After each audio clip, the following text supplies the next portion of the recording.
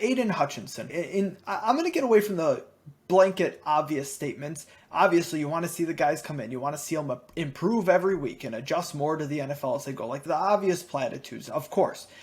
Aidan Hutchinson specifically, I want to see him down to down be getting those pressures. I don't care about the sack total. Like, I don't need him to get 8 sacks this year.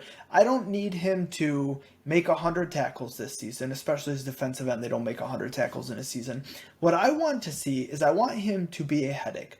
I want him to be relentless. That motor that he is known for in college, because his technique is going to grow over time in the NFL. He is going to learn what moves work and do not work against NFL level offensive linemen. It's not going to be the same as it was in college. That bull rush that he put on I think it was Thad Mayer at Ohio State, right? The one that blew up Twitter. That's probably not going to happen at the NFL level. It was an awesome play to watch, but probably not going to happen at the NFL level. It might happen occasionally. You would have to be real flat-footed and not properly prepared for that at the NFL level for that to happen. That would be crazy. But I want to see him be a general headache. I want that motor to shine, and I want it to pressure. Maybe cause a little bit of panic. Maybe generate some false starts. Maybe move a quarterback off the pocket. He's not going to take over games his rookie season, I don't think. As much as I think he's the best prospect, there's a lot to learn at this level. As an edge rusher, a lot of people think that edge rusher is just about, oh, I'm strong and I'm fast. There's so much technique to it. There really is. And not just technique, but reading the linemen that you're lined up across and knowing what moves to use and how to mirror their body, how to use your hands is something a lot of young players struggle with, is how to use their hands. So that's what I want to see. I want to see him be a general headache throughout the season. And then going on to Jameson Williams. Well, hold on. I don't get to talk about Hutchinson? I was going to do 2 and then flip it. No, man. Come on. All right, you can talk about Aidan first. All right, you can talk about Aidan. I'm sorry. I mean, yeah. So basically, I just want to say I want to see him improve week to week and adjust to the NFL. I said we're not saying that.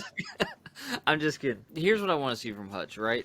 Like you said, I want to see the motor. I want to see him prove why he was the best draft prospect in this class. And for Hutch, it's one of those situations where I need to see him affect the game plan to where other people are making plays. Why was David Ajabo so good at Michigan last year?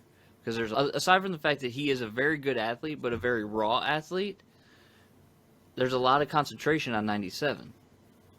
So let's get to the point with Hutch where he is headache, like you said, but people are having to start to game plan for the headache that he's creating, which is going to free up our other ends and potentially other draft picks that we made later in the draft.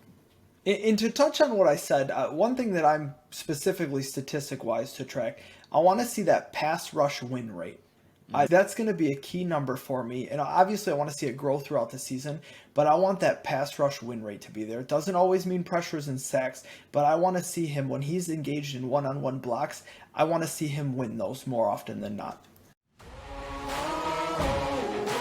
Man on a mission, I'ma get it. You know I be on a